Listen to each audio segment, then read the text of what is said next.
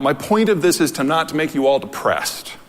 My point is that we need to change the conversation. My point is that we need to approach sustainability in a more sustainable manner.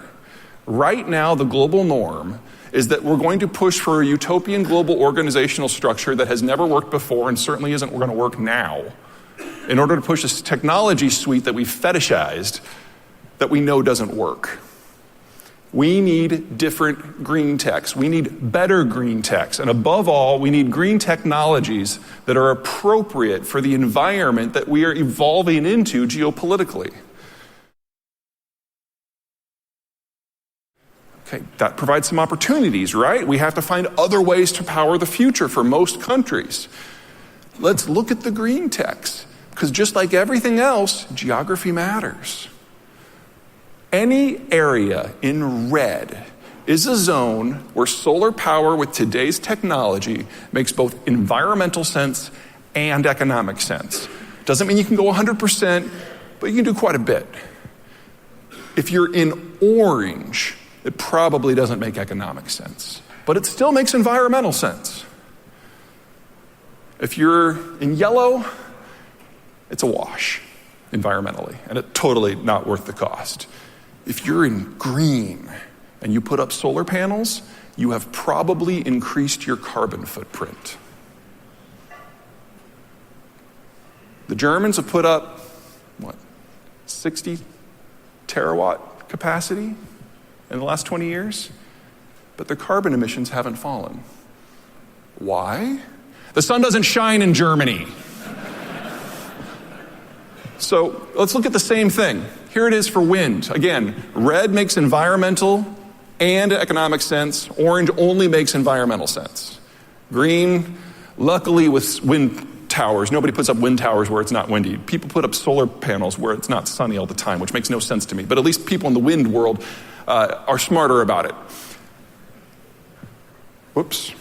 But this is still the ideal.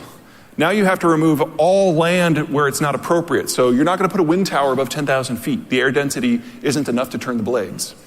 You're not going to put up solar panels over a cornfield because, that sun is needed for other things. You factor that out, and it shrinks. Areas in green are good for solar. Areas in blue are good for wind. And areas in the dark green are good for both. But we're not done, because you still have to get the power to the people.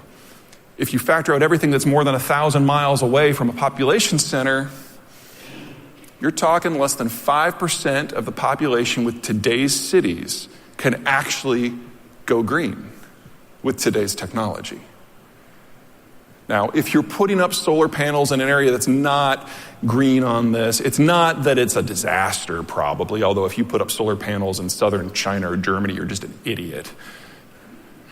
But it does mean that you can't move the needle very much. And you have to really ask if you're spending the money on the right thing. So if most of the world can't use oil, and they can't use natural gas, and they can't use solar, and they can't use wind, all that's left is coal. Breaking down global markets presents a lot of countries with some very interesting choices. Of the top 50 economies in the world, which collectively make up about 95% of economic activity on this planet, about 1/5, Russia, Iran, the United States, can generate the power themselves. They have local fossil fuels. Another 1/10, Sweden, Chile, Mexico, can get it from their neighbors. Another 1/10, Britain, Japan, Italy, can go out and freaking take it from other people. And for everyone else, it's a choice. They can de-electrify, de-industrialize, and decivilize and watch their societies crumble, or they can use coal. Now, we're not even to this decision point yet. It's coming. It'll be here in the next decade.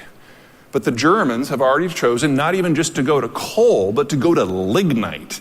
Now, lignite is an ultra-soft, partially decomposed coal that's about 20% water by weight. It is the least energetic of the fossil fuels and by far the most polluting. The Germans have spent more than 2 trillion euros in turning their system green, but because it doesn't work in Germany, they've had to go to lignite. 2 trillion euros. and their emissions have only fallen by 7%. Apparently the Germans aren't as good as maths as we all thought. Now, my point of this is not to make you all depressed.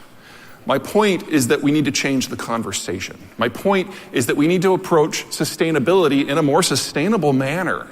Right now, the global norm is that we're going to push for a utopian global organizational structure that has never worked before and certainly isn't going to work now, in order to push this technology suite that we've fetishized that we know doesn't work. We need different green techs. We need better green techs. And above all, we need green technologies that are appropriate for the environment that we are evolving into geopolitically.